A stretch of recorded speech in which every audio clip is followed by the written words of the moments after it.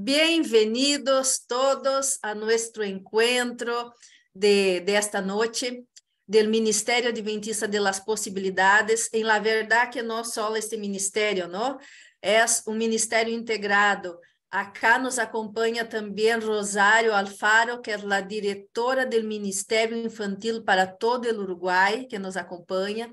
Também está a Alejandra é psicóloga, a Alejandra vive em Rio Branco, esposa dele pastor, é psicóloga, tem um magíster em terapia familiar, verdade, Alejandra? E então, ela estará com nós outros hoje, nos contestando algumas perguntas. O tema de hoje tem a ver com autismo. O que é o autismo? Como reconhecer pessoas que têm esta discapacidade, este transtorno? Na verdade, vamos saber o que é realmente o autismo, não? E como poder atender bem dentro de nossa igreja a las famílias, a niños com este transtorno. E como igreja, Jesus atendeu a todos, hizo milagros, ajudou a todos, e nossa missão como igreja é esta também, a aprendermos, ¿no? Buscar o conhecimento e poder atender cada vez melhor a la gente. Graças, então, por ustedes que estão acá, que Deus os bendiga.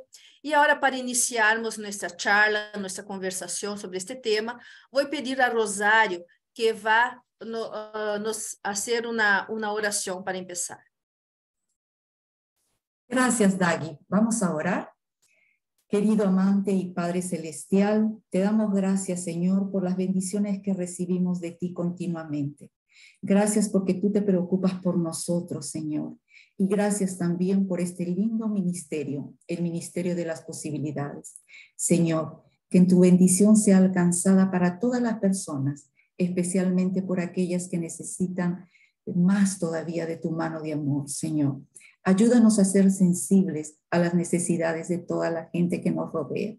Te lo suplicamos todo en el nombre de Jesús. Amén. Bueno, entonces, para empezar nuestra charla, yo quiero, antes de pasar para la Alejandra, que vamos a hacer unas preguntas para ella, Rosário e eu vamos fazer umas perguntas. Quero saber, Rosário, o que está passando no Ministério Infantil em este momento?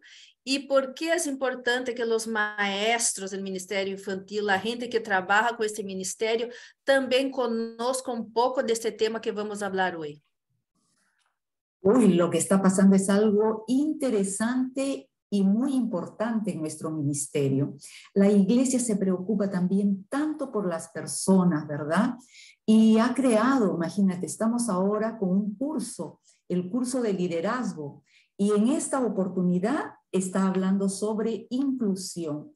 Es algo lindo porque nos habla sobre el ministerio inclusivo de Jesús, sobre cómo preparar a maestras para que sean inclusivas también y cómo evitar algunas cosas que sin querer podemos ofender a las personas, ¿verdad? Entonces, está dado por niveles y ahora hemos iniciado el nivel 6 con el módulo 1. Así que yo invito a todos los hermanos, a todos los que nos están escuchando, no solo para los maestros de Escuela Sabática de Niños, sino para toda la iglesia, de que pudieran hacer este curso, ya que nos dan unas orientaciones hermosas para poder tratar a estas personas que tienen este trastorno. Graças, Rosário. E sim, como vós dijiste, não? Todos os departamentos da igreja devem ter conhecimento, não? De todo, ¿no? De lo que está pasando en el mundo. Hoy se habla mucho de este trastorno del autismo, por eso las escuelas ya trabajan, los maestros, profesores en escuelas ya trabajan con eso, porque hay ahí en las escuelas alumnos con este problema, con esta problemática. Entonces, empezando con Alejandra, nuestra psicóloga acá, que vai estar nos contestando, ¿no? Sacando las dudas. Esta será uma primeira charla, quizás mais adelante vamos fazer também com outros temas que têm a ver com o Ministério Adventista de las Posibilidades, para todos estarmos aí, não? Preparados com excelência para atender a las pessoas que chegam a nossa igreja. Alejandra, então, começando, o que é o autismo?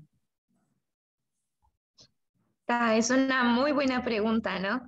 El autismo en sí, digo que es una buena pregunta porque es importante entenderlo. Hablamos de autismo, de pronto tenemos estudiantes o vemos, ¿no? Hermanos de iglesia que tienen esta condición y no la conocemos, no sabemos distinguir, ¿no? No sabemos entender, ¿no?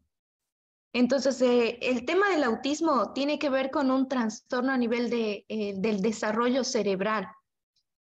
Es una afección, no es considerado una enfermedad, justamente porque no es algo que se adquiere, es algo con lo que se nace. No es algo que se adquiere y tampoco es algo que tenga cura, que uno pueda ir y tratarse. Lo que sí existen es tratamientos para estimular o para bajar los síntomas o para estimular algunas habilidades que de pronto la persona, por una carencia a nivel del desarrollo cerebral, no tiene, ¿no?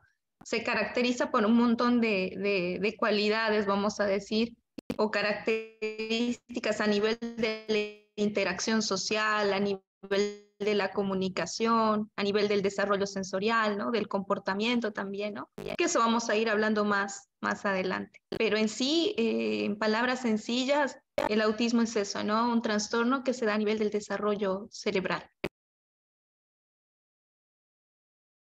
Bien, muy bien. Rosario tiene una pregunta. Sí, yo tengo una pregunta para Alejandra. Alejandra, el término de autismo ahora usa una nomenclatura, ¿verdad? TEA. ¿Por qué lo usa y a qué se refiere ese TEA? Justamente, como les decía, el autismo es en realidad un trastorno, ¿no? Cuando hablamos de TEA estamos hablando de los trastornos del espectro autista. Antes, la psicología maneja un manual que es considerado el manual donde se encuentran todas las enfermedades o condiciones a nivel de la salud mental, ¿no? Ese es el DSM. Y hay diferentes módulos,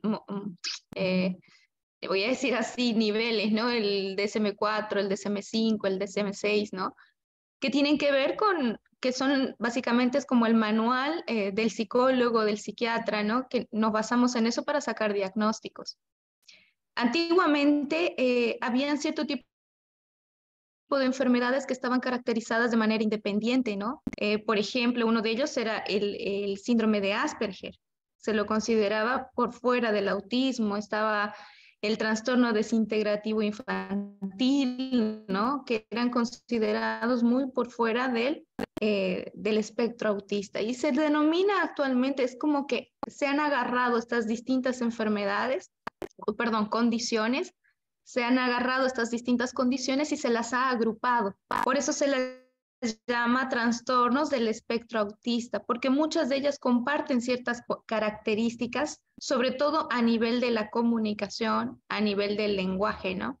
Entonces, básicamente se la denomina el trastorno del espectro autista porque abarca diferentes síntomas, abarca diferentes niveles de gravedad, vamos a decir, de los mismos síntomas, ¿no? Y ahí dentro del espectro autista se involucran todos estos síndromes y trastornos también. Está involucrado el síndrome de Asperger, el trastorno desintegrativo infantil, el trastorno generalizado del desarrollo, ¿no? Todos estos que tienen que ver con el desarrollo cognitivo, ¿no? Y cerebral, básicamente. Bien, Alejandra, isso tudo tem a ver também, então, com já esses transtornos, com esse desenvolvimento que vos dijiste, cognitivo, também social, não? De relação, tem a ver, não? É bueno uno saber bem, não? Que as pessoas que têm estes transtornos têm uma certa dificuldade de se relacionar com outras pessoas, verdade? E uma coisa que se habla muito, que se escuta de acá, de allá, quais são as causas, não? Que, na verdade, uno não sabe, porque se escuta tanta coisa. Quais são as causas deste transtorno do espectro autista? Bueno, dentro de las causas hay diversas causas, ¿no? Todavía no se tiene una causa como única, ¿no? Para este tema del autismo. En realidad se considera que pueden ser causas genéticas, y también se considera que pueden haber factores ambientales. Las investigaciones no han dado con una sola causa, ¿no? Como es algo con lo que el niño nace mismo por una carencia, por una alteración a nivel del desarrollo cerebral, tiene que ver con factores medioambientales, ¿no? Que afectan todo el proceso de la maternidad. Pero también hay indicios de que, por ejemplo, un agravante o de pronto no vamos a decir que es hereditario, pero sí que hay una predisposición, ¿no? Si en la familia ya ha habido alguien, algún miembro de la familia con autismo previamente, ¿no? Hay mayor probabilidad a que... Entonces, eso dicen actualmente la ciencia, pero no hay una única causa, ¿no? Puede ser diferentes causas las que provocan, justamente como lo consideramos un espectro, ¿no? Autista, es decir, una amplia gama de síntomas de gravedad, va a depender mucho de considerar el caso por caso, ¿no? Cada persona con autismo de manera individual, ¿no? De acuerdo a su contexto de vida, la salud de la madre, ¿no? Del mismo padre también, ¿no? Etcétera. Qué interesante, ¿verdad? Saber todo esto acerca del autismo.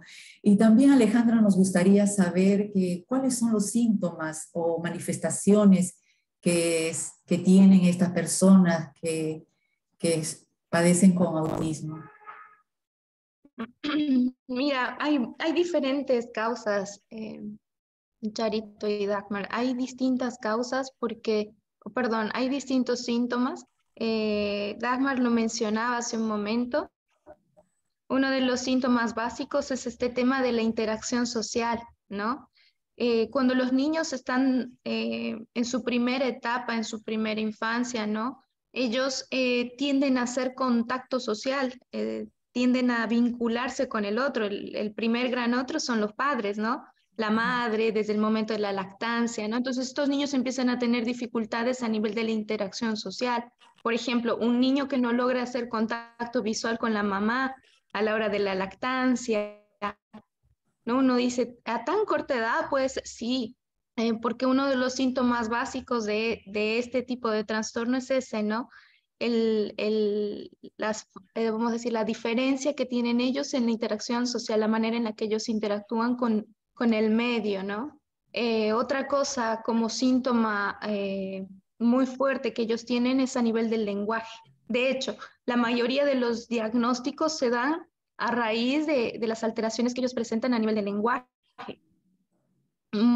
Muchas veces no se toma atención al tema del contacto visual, no se toma tanta atención al tema de los movimientos oculares, ¿no?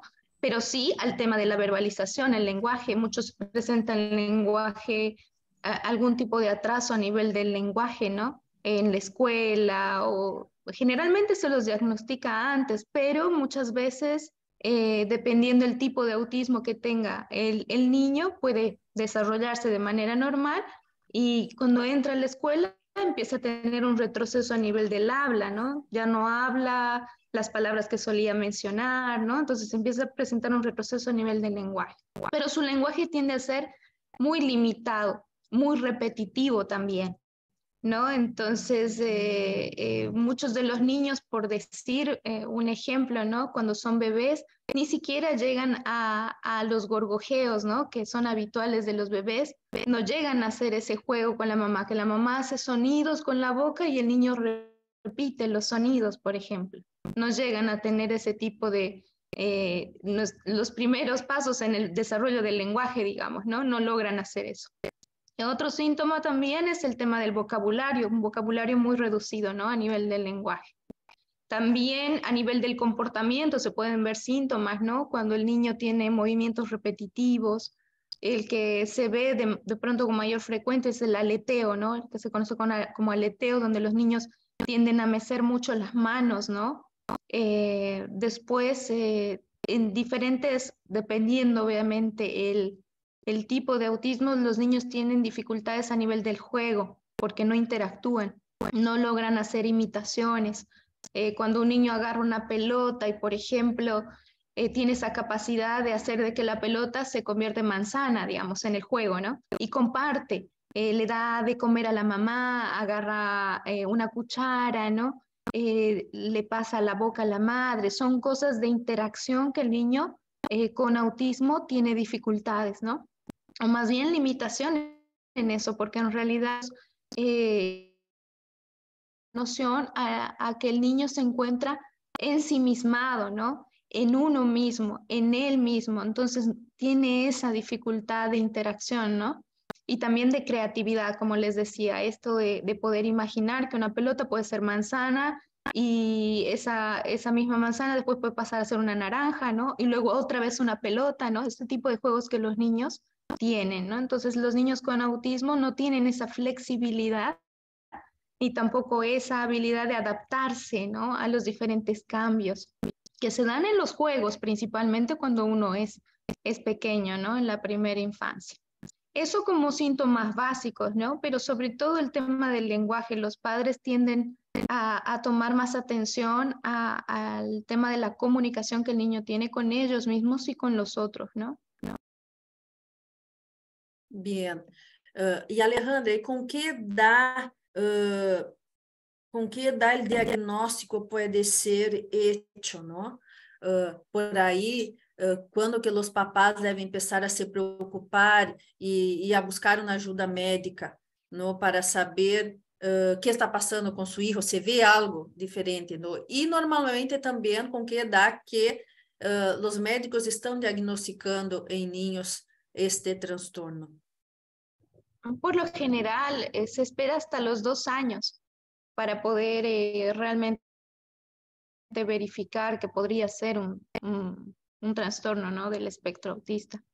Y para ver la calidad, como les decía, este tema del autismo es un poco complejo en el sentido de que cada niño y cada persona con autismo va a presentar diferentes síntomas y diferentes grados, ¿no? De los mismos síntomas. Entonces, puedes tener un niño que logre desarrollarse bien a nivel del lenguaje, pero a los 4 años o cuando entra a la escolaridad empieza a tener un retroceso y pierde ese vocabulario, la cantidad de vocabulario. Entonces el padre no se dio cuenta hasta esa edad, ¿no? Sin embargo, uno tiene que, el padre de pronto puede tomar atención en el tema del contacto, ¿no? De la interacción que el niño tiene con él. El niño no es un niño que no hace caso, no es un niño de pronto que tenga todo diferente de un niño normal, ¿no? Pero puede tener cierto tipo de síntomas, ¿no? La fijación de los ojos, no poder hacer contacto visual, ¿no? O de pronto no tener este tema de los juegos, ¿no? Compartidos, de involucrar a un otro dentro de su juego, ¿no? Sino niños muy carentes, muy solos de pronto, ¿no? Que se aíslan, tienden a retirarse o de pronto tienen, por ejemplo, sufren de mucho estrés frente al sonido, a las luces, ¿no? Cosa que no es del común denominador de cualquier otro niño, ¿no? Entonces, si el padre está sospechando, tiene alguna sospecha de eso, bien puede. A partir de los 2 años, que es el promedio general, ya se puede dar un diagnóstico certero, ¿no? De este trastorno, ¿no? Sin embargo, siempre es prudente y es bueno iniciar con el pediatra, ¿no? Para hacer un correcto diagnóstico. Iniciar con el pediatra va a hacer la correcta derivación, podría hacerlo a un neuropediatra, de ahí si hace falta se pasa a un psiquiatra, ¿no? Entonces es multidisciplinario, no solamente uno va a llegar a dar con el diagnóstico, ¿no? Entonces, aproximadamente a partir de los 2 años ya se podría considerar un diagnóstico confiable, ¿no? Bien, Alejandra. Acá trajimos algumas perguntas básicas, não? Para nós começarmos a inteirar deste tema do autismo. E agora, com isso, queremos um pouco ver como desde a igreja, não? Nós outros, todos os irmãos da igreja, o departamento infantil, Ministério da Mulher, Ministério da Família, desde a recepção da igreja, como atender, não? As famílias que vêm com algum ninho, alguém da família que tem este transtorno, e também como atender estes ninhos, porque sabemos que têm algumas características e comportamentos diferentes, verdade? de los otros niños. Entonces, ahora como iglesia, ¿cómo podemos hacer para atender de la mejor manera para que ellos también puedan se sentir acogidos en nuestro medio, en nuestra iglesia? Entonces, ese momento ahora dejamos para que vos pueda nos hablar un poquito de este tema. Muy bien. Yo quisiera compartir ahí unas diapositivas, si me permiten, Sí, para sí. que ustedes puedan ver. Traje algunas ideas que de pronto pueden ser muy útiles, sobre todo para las maestras, ¿no? Permítame ahí, no sé si se ve mi pantalla. Voy a Sí, poner vemos, esto acá al está, costado. vemos Muy sí. bien, muy bien. Yo puse acá una frase que me gustó mucho. La iglesia debe ser un lugar seguro para los niños con autismo. Y no solo niños, ¿no? Sino el resto de personas que tienen de pronto alguna condición que los hace distintos de los demás, ¿no? Nuestra iglesia tiene que ser un lugar seguro. Lastimosamente, muchos de estos niños que sufren este tipo de condición, este tipo de afección, sufren mucho de bullying, por ejemplo, ¿no? Mucho rechazo, mucho, porque la gente no comprende y no sabe cómo tratarlo, ¿no? Pero para eso estamos. Lo primero que yo quiero recomendar a nuestras hermanas de iglesia, amigos que nos están escuchando, es que para poder tratar una situación necesito conocer esa situación. Entonces, entender el contexto nos va a ayudar. Empatizar un poco con las familias va a permitirnos a nosotros también interesarnos por eso. Nosotros tenemos que ver que las familias que tienen una persona con autismo dentro de su núcleo familiar tienen cierto tipo de estrés. Pueden estar sufriendo problemas para controlar el comportamiento de sus hijos, puede que no encuentren los servicios necesarios para ellos, puede que el sistema de salud no supla sus necesidades, puede que no tengan las condiciones para darles la educación que se merecen, ¿no? Y además, estas familias luchan con el estigma de la sociedad, ¿no? Entonces, la iglesia no puede seguir el mismo rigor de pronto que una sociedad común, ¿no? Debería marcar la diferencia. Entonces, necesitamos primero pensar eso. Esta familia que tiene un integrante con una persona con autismo puede tener complicaciones en todas estas áreas, ¿no? La segunda cosa que nosotros tenemos que hacer como iglesia es primero saber escuchar. Y para saber escuchar, yo tengo que también saber preguntar. Y no tengo que tener miedo. A veces vemos al niño que de pronto tiene esos aleteos o tiene cierto tipo de conducta o comportamiento que llama la atención, pero nadie dice nada. Ese es el peor error. Lo que nosotros tenemos que hacer frente a esta situación es preguntar al experto, vamos a decir, a quien cuida del niño, ¿no? Al tutor, a la persona que lo cuida, al que pasa tiempo con él, y preguntarle algo sencillo. Por ejemplo, ¿qué tipo de autismo tiene el niño? ¿Qué características, qué habilidades puede tener? Porque hay, por ejemplo, tenemos el síndrome de Asperger dentro del espectro autista, que es un síndrome de alto funcionamiento en muchos casos, ¿no? Entonces puede que el niño tenga una habilidad bastante buena o muy por encima del promedio en ciertas cosas y tenga deficiencias en otras, ¿no? Entonces, ¿qué necesito hacer yo? Necesito consultar con la familia, por ejemplo, tratar de empaparme lo más que pueda en las características que tenga el niño. No necesito indagar en las causas porque eso no es lo que me compete. Como maestra, como amiga, como hermana, lo que yo necesito ver es qué habilidades tiene él, qué deficiencias de pronto para yo poder contribuir con la mejora, con la estimulación, ¿no? Entonces, involucrarme en la información que la madre me puede dar me va a permitir también tratar al niño, ¿no? En función a eso. De pronto yo lo miro como si él tuviera una discapacidad y en realidad no la tiene, ¿no? Y lo tengo ahí callado en una esquina, cuando el niño puede ser que tenga una capacidad de memoria impresionante, ¿no? Y que podría yo potenciarla, ¿no? Entonces necesito involucrarme, enterarme de cuáles son sus capacidades y sus limitaciones. Por otro lado, la iglesia como tal necesita educar a la congregación. Así, una vez que yo ya me entero, me doy por enterada de la condición de este niño, de sus habilidades, no voy a hablar solo del caso de él, ¿no? Pero puedo informar a través no sé, voy a poner así, de la revista de la iglesia, si hay revistas, si tienen un momento de comunicados, un espacio de salud en un JA, ¿no? En algún momento para que la iglesia se entere cuáles son las características, cuáles son las causas, cuáles son, para que no haya ese estigma, ¿no? De no saber y de pronto todos sospechar algo y nadie dice lo que... Entonces, informar a la iglesia acerca de estos temas, ¿no? ¿Qué es el autismo? ¿Cuántos tipos de autismo hay? Si hay alguien que de pronto en la congregación sufre de Asperger, entonces, ¿qué tengo que hacer? Hablar acerca de eso, ¿no? Por otro lado, la iglesia también necesita tener un equipo capacitado y atento a estas necesidades. No todos van a poder encargarse del caso, ¿no?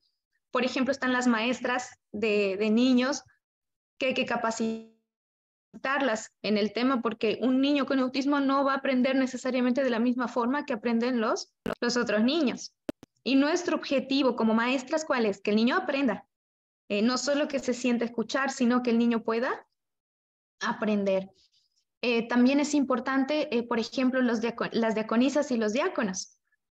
¿Qué pueden hacer ellos al conocer estos casos? Sencillo, yo les decía que muchos de ellos pueden tener de pronto hipersensibilidad a cierto tipo de sonidos y a las luces, ¿no? Entonces, ¿qué puede hacer un diácono y una diaconisa? Ahí les puse un ejemplo, ubicarlos en lugares alejados de los parlantes, algo tan sencillo. Si el niño es sensible a los sonidos, yo puedo contribuir permitiéndole un asiento lejos de donde se emitan sonidos fuertes, ¿no? Donde le dé comodidad. Por otro lado, bajar el volumen también, o en todo caso la iglesia podría acceder a tener estos auriculares que son de cancelación de ruido. Pero para hacer esto yo necesito saber si el niño tiene esa hipersensibilidad. Si no, es algo innecesario, ¿no? Por eso necesito conocer el caso por caso de cada persona que esté en la iglesia que de pronto tenga afección. Por ejemplo, que cancelan el sonido para evitar que el niño sufra de crisis, ¿no? Porque si algo de pronto llama mucho la atención de estos niños autistas es que cuando entran en un proceso de crisis, sufren de ansiedad, tienen comportamientos disruptivos, ¿no? Que uno comúnmente le llama pataletas, les dicen que son niños de pronto malcriados, cuando en realidad lo que puede estar sucediendo es de que el niño está en una crisis de ansiedad a causa del sonido, a causa de algo que le ha generado este tipo de comportamiento, ¿no? Algo tan simple. Por otro lado, estos niños tienden a funcionar o a trabajar mejor en función a una rutina. Les planteo acá, les pasé un pictograma, puse acá en la diapositiva un pictograma que es muy bueno para trabajarlo con niños con autismo, donde tiene el horario, por un lado, y el niño establece una rutina. Ya sabe que al despertarse tiene que vestirse, después de vestirse tiene que lavarse los dientes, por decir, ¿no? De ahí el desayuno. Entonces, los pictogramas son ideales para trabajarlos con niños con autismo. Y este tipo de pictogramas puede hacerlo la maestra, la diaconisa, si en caso tenemos miembros de iglesia o tenemos estudiantes, ¿no? En la escuela sabática que tienen este tipo de afección, podríamos ponerlo de manera visible para que el niño sepa qué viene primero. Viene primero la escuela sabática, viene la historia, viene el misionero, viene las ofrendas, ¿no? Cosa de que el niño ya sabe qué es lo que viene según las horas, se predispone para eso. Yo les decía que el niño tiene dificultad para adaptarse a los cambios. Tiene mucha dificultad. Entonces, cuando uno no les avisa, el niño puede entrar con mucha facilidad en crisis ansiosa, ¿no? Entonces, estos pictogramas ayudan a que el niño sepa esperar, a que el niño pueda interactuar mejor en la escuela, ¿no? En la escuelita. Entonces, este tipo de pictogramas, por las imágenes, no tanto por letras, sino sobre todo por las imágenes, facilita el trabajo del niño y el desenvolvimiento del niño en el aula. Otro panel de rutinas que es muy ejemplo, ¿no? Para los mismos papás, ¿no? por hacer. Yo puedo poner acá una cantidad de actividades con imágenes y puedo poner otro panel donde se marquen las actividades que ya se cumplieron, ¿no? Puede ser el momento de, no sé, de repetir el versículo, el momento de leer la Biblia, ¿no? Entonces el niño va marcando. Eso facilita la funcionalidad también del niño dentro del aula, ¿no? Y le permite al niño aprender. Acá les traje otro ejemplo también de cómo se puede hacer un panel de rutinas para el niño, ¿no? El desayuno, vestirse, hacer la cama, ir al zoológico, ¿no? De acuerdo a lo que uno vaya haciendo. Entonces las maestras también pueden implementarlo para facilitar de pronto hasta la ayuda del niño dentro del aula, porque el niño ya sabe que viene después de cada actividad, ¿no? Entonces eso facilita hasta la noche, y para los padres esto es ideal porque así el niño no se vuelve dependiente de los padres, ni tampoco dependiente de la maestra, sino que el niño ya de manera, no voy a decir automatizada, pero de manera rutinaria, el niño sigue lo que el pictograma anuncia, ¿no?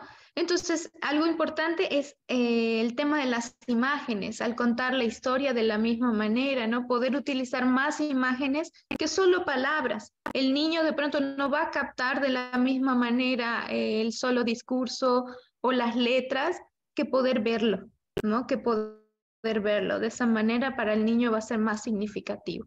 Hay un mito que dice que estos niños no quieren contacto físico. Y en realidad necesitamos entender que no es tanto que no necesiten o no quieran el contacto físico, sino que el contacto inesperado, el contacto no planificado, el contacto no permitido por el niño puede ser muy invasivo, muy sorpresivo.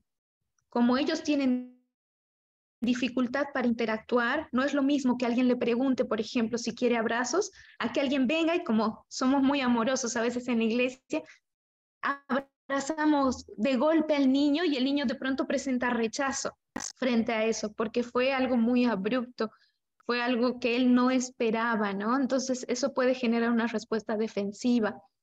Lo que no significa que él no necesite o no quiera contacto físico. Él puede quererlo, pero él necesita primero tener el anuncio, ¿no? Yo no sé si ustedes vieron, me imagino que sí, alguno de estos videos donde maestras ponen cierto tipo de opciones donde los niños pueden elegir cómo ser saludados. Para niños con autismo esto es ideal, porque así el niño elige la manera en la que decide entrar en contacto contigo. Puede elegir abrazo, puede elegir el tope de las manos, el tope de los puños, el apretón de manos, o incluso, ¿no? un beso en la mejilla, ¿no? Entonces, este tipo de ejercicios son muy útiles para implementarlos también ahí en la escuela, ¿no? Sobre todo para permitirle al niño que pueda interactuar, ¿no? Mismo con nosotros. Tengo dos recomendaciones más para hacerles. Una cosa que es muy importante es que el tema de la espera en los niños con esta afección puede ser muy complejo y angustioso. Anticipar las actividades les permite a ellos prepararse para ellas. Pactar tiempos de espera también. Es decir, a veces los niños de pronto terminan el ejercicio, terminan de colorear y el niño se queda a la expectativa, se queda a la espera. Usar temporizadores, el hacerle, ya les mostré el pictograma, le permite al niño saber que después de esa actividad hay otra, que el niño no se tiene que mover, no se tiene que ir, no tiene que levantarse la mesa, ¿no? Sino que el niño tiene que permanecer sentado porque hay otra actividad. Y empezar a pactar con ellos tiempos de espera con actividades alternativas.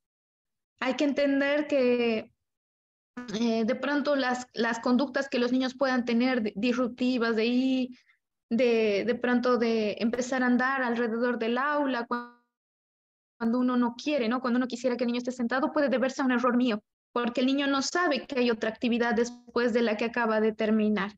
Entonces, más que una conducta disruptiva, puede deberse a un error mío de no anticiparle las actividades, ¿no? Tener mucho cuidado con eso y finalmente tener en cuenta que yo creo que esta es la parte parte más difícil porque nos ha pasado ver niños que entran en crisis, que hacen rabietas, ¿no? Y uno no sabe cómo manejar. Lo único que hacemos es mirar a la madre, ¿no? O mirar al padre y nos sentimos incómodos, ¿no? Primero, necesitamos entender que una crisis no es una rabieta, el niño no está haciendo capricho, el niño no está haciendo o no es por mal educado, como a veces decimos, ¿no? Este tema de la crisis del niño no se va a solucionar con un castigo, no se va a solucionar a los golpes, no. El niño entra en crisis por una sobrecarga de ansiedad, una sobreexcitación. Yo tenía un estudiante que tenía autismo y cuando él entraba en crisis, él tenía una rutina.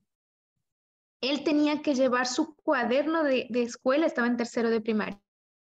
Él tenía que llevar su cuaderno de escuela, sus colores en el estuche de determinada forma y tenía así la mochila todo enfiladito y él la preparaba noche antes.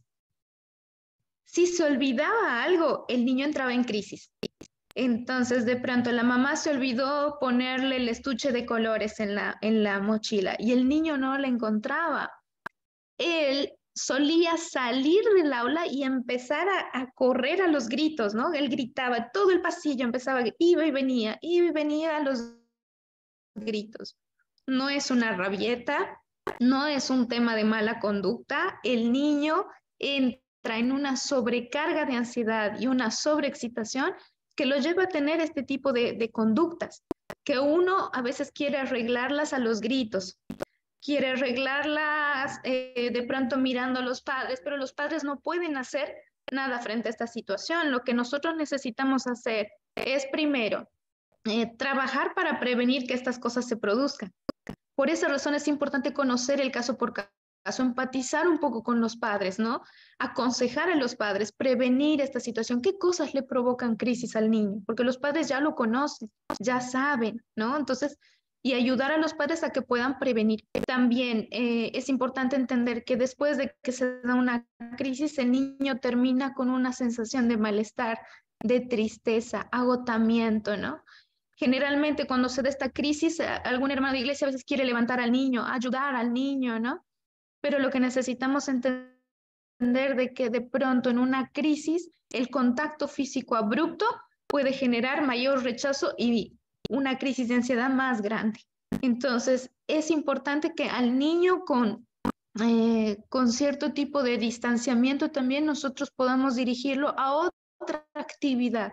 Eso va a ayudar a que su foco de atención varíe y la crisis también empiece a reducir la ansiedad, ¿no? Para que la crisis también pueda menguar, ¿no? Pueda calmar. Entonces, sencillamente ese consejo, como iglesia nosotros necesitamos empatizar un poco más con las familias, con los niños, ¿no? El segundo gran mandamiento es amar al prójimo, ¿no? Y interesarnos también por sus necesidades. A veces vivimos muy enfocados en nosotros mismos, ¿no? Y necesitamos también velar por las necesidades que estos niños tienen, que de hecho habilidades pueden desarrollar muchas, quizás no en su completitud, pero pueden desarrollar muchas habilidades.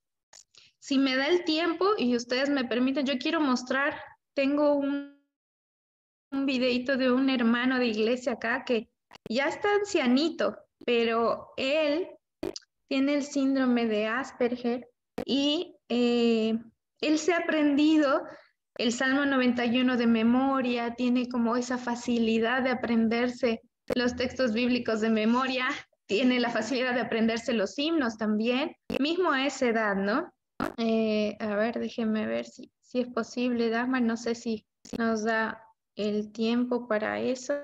Sí, da, Alejandra, puede pasar. Muy bien.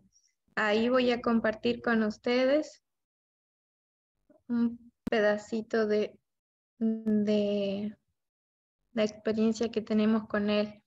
Él no puede asistir de manera frecuente por su estado de salud, pero él repetir, ¿no? De manera frecuente los himnos, repetir de manera frecuente los textos para que él aprenda, ¿no? Y comparta también en el lugar donde él está, él llega a compartir con sus compañeros esto que sabe, ¿no? A ver si se ve mi pantalla, me confirman, por favor. Sí, aparece la pantalla. Muy bien. Acá. A ver, déjeme ver acá. Voy a compartir sonido más y... Canción que él sabe. ¿Cantamos? Vamos. En la cruz, lo primero vi la luz y las manchas de mi alma yo lavé. Fue allí por fe, lo vi a Jesús y siempre con él feliz seré. Muy bien. Muy bien. Así como el himno, él repite de memoria el Salmo 91, él repite también, ha estado aprendiendo el Salmo 23, ¿no? Uno esperaría que haga más cosas, ¿no? Pero dentro de sus posibilidades, dentro de sus cualidades, de las cosas que él sabe y puede hacer, nosotros también podemos estimular a que las haga de mejor manera, ¿no? Y de esa forma él conozca el amor de Dios. No voy a esperar que haga lo mismo que hacen todos los demás, pero dentro de lo que conocemos y podemos potenciar eso, ¿no? En el temor y en el amor a Dios, ¿no? Bien, muchas gracias, Alejandra. La verdad que bastante interesante todo el tema, bastante esclarecedor, ¿no? Creo que hay mucho para aprender, pero yo creo que lo que fue presentado hoy ya va a nos ayudar mucho como iglesia para poder atender a las familias, a estas personas y saber que así como ellas tienen posibilidades, todos nosotros tenemos y tenemos dones del Espíritu Santo que son diferentes unos de los otros, ¿no? Y por eso que somos una iglesia que son varios, para los varios compartir. Que interessante, que emocionante. Uma outra pergunta que gostaríamos de fazer, perdão se quizás não vi aí quando vós estava falando, eu não entendi bem, pero quando ninho está em crises, não? Que devemos fazer? Ou deixar que o padre lo haga? Básicamente, con un debido distanciamiento, a lo que me refería era no acercarnos abruptamente al niño, porque de pronto uno quiere agarrarlo de la mano y sacarlo del templo, ¿no? Porque están predicando o porque primero necesito entender de que ese contacto abrupto con el niño puede generar más crisis. Entonces el niño empieza a gritar, empieza a correr o se escapa de ti, ¿no? Y eso puede empeorar el estado de crisis del niño. Con el debido distanciamiento, como de pronto como externos, mismo a la mamá, ayudarla, porque muchas mamás capaz no saben tampoco cómo tratar las crisis y agarran al niño y van con castigo, ¿no? Cuando se da una crisis, lo primero que yo necesito es de pronto generar un estado de tranquilidad primero en mí, ¿no? No ponerme nerviosa mismo por el predicador, porque prioridad es la tranquilidad del niño. Si todo se calma, nadie entra en crisis junto con el niño también se va a calmar, ¿no? Entonces lo que uno tiene que hacer o procurar hacer es generar otro foco de atención del niño, porque puede que el niño haya entrado en crisis por el sonido, puede que el niño haya entrado en crisis porque él estaba en una rutina y alguien vino y de pronto, no sé, él tiene, digamos, una fijación en el color y se pone a pintar y viene alguien y le quita el color.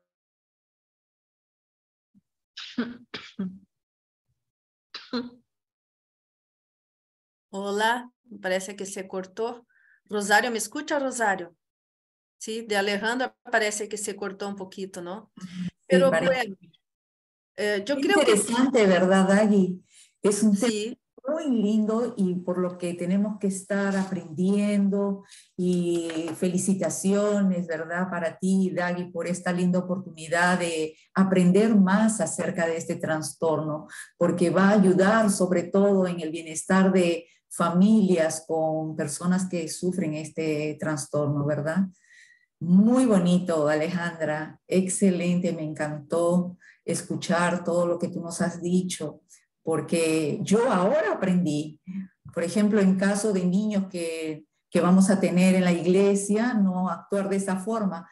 Involuntariamente creemos que les estamos haciendo un bien o estamos ayudando, pero no es así, ¿verdad? Porque no sabemos, no conocemos. Ahora sí, ya sabemos cómo actuar y te agradecemos de verdad, Alejandra. Lindo. Verdad. Sabe Gracias. que me quedo feliz porque uno pensa, ¿no? Que mesmo com todas as dificuldades que temos em este mundo, que é por el tema del pecado, por outro lado está nosso Deus que vai nos possibilitando a ajuda, o auxílio, vai capacitando, vai traindo pessoas, ¿no? Que podem ajudar, vai ajudando na ciência mesmo, ¿no? Os médicos, as investigações. E a verdade, e nós outros, como os filhos de Deus, temos essa capacidade também de poder aprender, não? Porque diz que em el cielo vamos seguir aprendendo, não? Então, lógico que coisas muito mais buenas, muito mais elevadas, nós vamos ter que estar aprendendo para ter que buscar a volta para ter boas relações, para poder ajudar o outro. Não será mais assim, não? Pero es una alegría, alabamos a Dios porque Él nos da también estas posibilidades, ¿no? De podermos nos capacitar y aprender. Y agradecer a Alejandra que nos trajo, realmente fue muy bueno, me gustó mucho, espero que sirva para la iglesia, pido también para que los hermanos puedan nos enviar una pregunta, se tienen, ¿no? Podem nos enviar aí direto por WhatsApp perguntas que vamos fazer chegar a resposta, não? Porque seguimos aprendendo, isso é o que importa. E este é só uma área do Ministério Adventista de las Possibilidades, que tem a ver com o autismo. Há muitas outras áreas que também devemos aprender, conhecer e saber como atender a la gente. E que Deus siga capacitando a cada um da igreja, não? Eu sei que algumas igrejas já têm o responsável, o coordenador, diretor do Ministério Adventista de las Possibilidades. Aí está mais um tema cá, não? Que foi para nos ajudar a entender e a ser nosso templo, que é a casa de Deus, um lugar cada vez melhor e um lugar realmente que acorre a todos, não? A todos nós outros. E para terminar, quero compartilhar cá com vocês Romanos 2:11, que diz assim, não? Porque não há acepção de pessoas para com Deus. Ele quer a todas, Ele nos criou a todos e Ele está preparando já um lugar para todos que queiram estar nesse lugar com eles, não?